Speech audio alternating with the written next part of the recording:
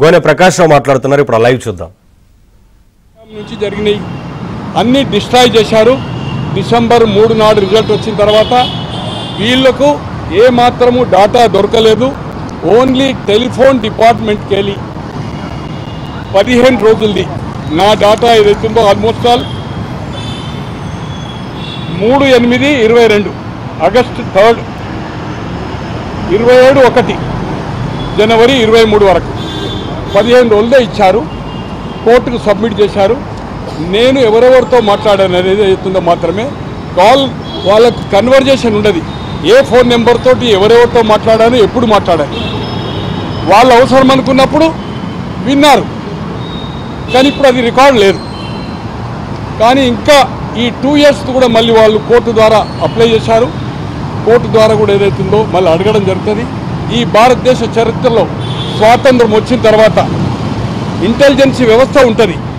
ఇది బ్రిటిష్ చట్టము 1869 1870లో తెచ్చిన చట్టము.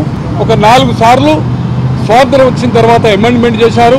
టెలిగ్రాఫ్ చట్టము కేంద్ర పరిధిలో వస్తుంది.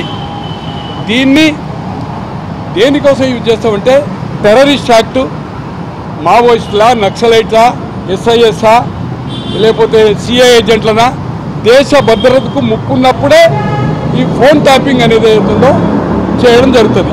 అది హోమ్ సెక్రటరీ ఈ పవర్స్ ఏదైతుందో home department head of the department of హోమ్కు సెక్రటరీ అవుతారు. మంత్రి, సెక్రటరీ, తర్వాత డీజీపీ. హోమ్ సెక్రటరీ దగ్గర పర్మిషన్ తీసుకోవాలి ఇంటెలిజెన్స్ వాళ్ళు. మేము ఈ ఫోన్ ట్యాప్ చేస్తున్నామని చెప్పి. కానీ నక్సలైట్ పేరు చెప్పి ఇది రాజకీయ ప్రయోజనాల కోసం ఏదైతుందో కేసీఆర్ జమాన్లో వినియోగించుకోవడం జరిగింది. ఇది నాకు ప్రైవసీ, ఒక పౌరుడి దేశంలో ప్రైవసీ, నా ప్రైవసీకి భంగం చేయడానికి అధికారం లేదు. చట్ట పరిధిలో నన్ను తీసుకురాలేరు. అంటిల్ అన్లెస్ దేశ భద్రతకు ముప్పు వచ్చినప్పుడే నా ఫోన్ ట్యాప్ చేయాలి.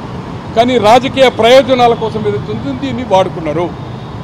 రామకృష్ణ హెగ్డే చీఫ్ మినిస్టర్ 83లో అయ్యాడు. 83లో కర్ణాటకలో. అప్పుడు అతను రాజ్యసభ మెంబర్. అక్కడ హంగ్ అసెంబ్లీ వచ్చింది. సింగిల్ లార్జెస్ట్ జనతా పార్టీ వచ్చేది. రామకృష్ణ హెగ్డే గారు ఢిల్లీ నుంచి తీసుకొచ్చి దేవగౌడ ప్రధాని అయ్యాడు. తర్వాత చీఫ్ మినిస్టర్ అయ్యాడు బొమ్మాయి. వాళ్ళిద్దరి మధ్యలో ఈయన చీఫ్ మినిస్టర్ చేశారు.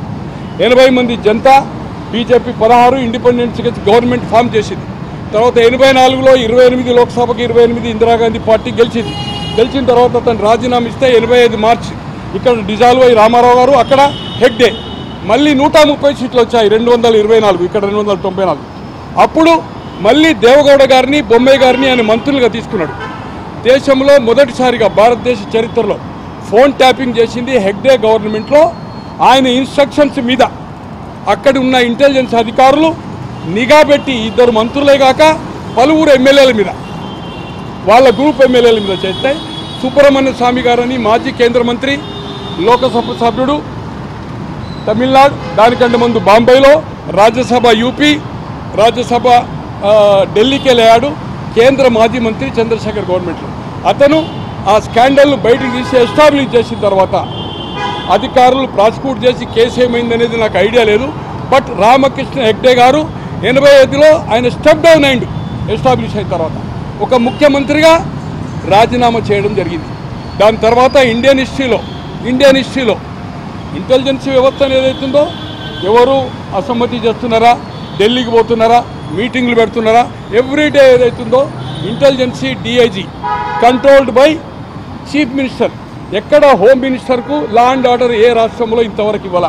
ఒకే ఒక్కసారి ఆంధ్రప్రదేశ్లో 1969లో తెలంగాణ ఉద్యమ కాలంలో బ్రహ్మానంద రెడ్డి గారు వెంగళరావు గారిని మొదటిసారి క్యాబినెట్ తీసుకొని లా అండ్ ఆర్డర్ విత్ హోమ్ ఇచ్చాడు. తో డిఐజీ వాళ్ళ హోమ్ మినిస్టర్కి సంబంధం ఉండదు, హోమ్ సెక్రటరీకి సంబంధం ఉండదు, డీజీపీకి ఉండదు. పొలిటికల్ మాత్రము ఓన్లీ డైలీ ఏదైతుందో చీఫ్ మినిస్టర్కు బ్రీఫ్ ఇస్తాడు. పొలిటికల్ యాక్టివిటీ పార్టీ ఇతర పార్టీలు ఏం జరిగిందా, టెర్రరిస్ట్లా లేకపోతే ఏదైతుందో నక్సలైటా, అది లా అండ్ ఆర్డర్ వచ్చినప్పుడు ఏదైతుందో డీజీపీతో డిస్కస్ చేస్తారు. ఎక్కడన్నా ఎన్కౌంటర్స్ ఉన్నాయి, ఎక్కడన్నా పట్టుకున్నారు, అది కంపల్సరీ డీజీపీకి రిపోర్ట్ చేస్తారు. కానీ పొలిటికల్ మాత్రము డీజీపీకి సంబంధం లేదు, హోమ్ మినిస్టర్ సంబంధం లేదు, హోమ్ సెక్రటరీ సంబంధం. డైలీ బ్రీఫ్ ఏదైతుందో half an hour 1 hour depend on CMs. అటువంటిది కేసీఆర్ దగ్గర ఇప్పుడు ప్రభాకర్ రావు గారు ఉన్నారు. 6 నెలల దానికి ఆయన కలవకనే పోతాడు. ఎవరికి ఇవ్వాలి అయినా డైలీ రిపోర్టు? ఇప్పుడు ఈ ఫోన్ ట్యాపింగ్ అనుకోండి, ఇది అనుకోండి, ఎవరికి ఇవ్వాలి? సంతోష్ మందులేసిట్ ఆయన రాజ్యసభ ఉండే కదా, ఆయనకి ఇస్తే ఆయనకు బ్రీఫ్ ఇస్తుండే. ఎప్పుడైనా అవసరం అనుకుంటే ఫోన్లో మాట్లాడేయాలి, పిలిస్తే పోవాలి. కానీ ఇదే చీఫ్ మినిస్టర్ అంటే ఫోన్ ట్యాపింగ్కు నిదర్శనం. 2015లో ఓటుకు నోటు కేసులో ఫోన్ ట్యాపింగ్ ద్వారానే రేవంత్ రెడ్డి గారు రైట్ ఓకే. మొన్న ఒక ప్రెస్ కాన్ఫరెన్స్ 2022 మేలో చేశాను. ఒక ప్రెస్ మిత్రుడు ఇంగ్లీష్ పేపర్ పేరు అవసరం లేదనుకోండి, ఏం సార్ ఇది ఫోన్ ఏం బక్వాస్ అంత ట్రాష్, అసలు నాకు ఫోన్ ట్యాపింగ్ ఏంటి అంత సిల్లీ, మీరు ఎవడెవడో మాట్లాడితే సిల్లీ మాట్లాడుతున్నారు. ఎవడో ఆ డిఐజీ ఉంటాడు, వాడు ఏదైతుందో డీసీపీ ఉంటాడు, వాళ్ళు ఏదో రిపోర్ట్ ఇస్తారు, ఎవ్రీడే ముఖ్యమంత్రి ఇస్తారు. చెప్పాడు కదా, ఆ ముఖ్యమంత్రిని ఏదైతుందో ఎంటైర్ 10 సంవత్సరాల్లో ప్రభాకర్ రావు గారు 6 ఏళ్ళు ఉన్నా 7 ఏళ్ళు ఉన్నా మీరు తెలుసుకోండి. లేకపోతే ఇతర ఆఫీసర్లు ఇంటెలిజెన్స్ రిటైర్ అయిన ఉన్నారు, ఇప్పుడు పనిచేసే వాళ్ళు ఉన్నారు.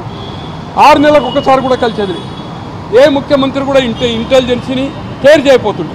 సంతోష్ ఎవరు? ఇది ఆర్డినరీ రాజ్యసభ కావచ్చు, ఈజ్ నాట్ కాన్స్టిట్యూషన్ అథారిటీ కాదు, ఒక మంత్రి కాదు, లేదా ఒక అధికారి కాదు, ముఖ్యమంత్రి కాదు. అలాగే అతను ఇది పట్టుకునే ముందు, ప్రెస్కు బ్రీఫ్ ఇచ్చే ముందు, మీడియా బ్రీఫ్ ఇచ్చే ముందు తనే స్వయంగా చెప్పిండు, ఒక గంటలన ఒక బ్లాస్ట్ అయిపోతుంది, చంద్రబాబు గారు పట్టుపడుతున్నారు, హరిహరాదులు కూడా ఆయన రక్షించలేడని ఇన్వెస్టిగేషన్ జరుగుతున్నది. అప్పుడే ట్రాప్ అయ్యాడు. ఆయన ఎట్లా బ్రీఫ్ ఇచ్చిండే? ముఖ్యమంత్రికి ఏమవసరము? సంబంధం లేదు కదా ఇంటెలిజెన్సీ వ్యవహారం అంతా, ఎందుకు ఇచ్చిండు బ్రీఫ్? రైట్.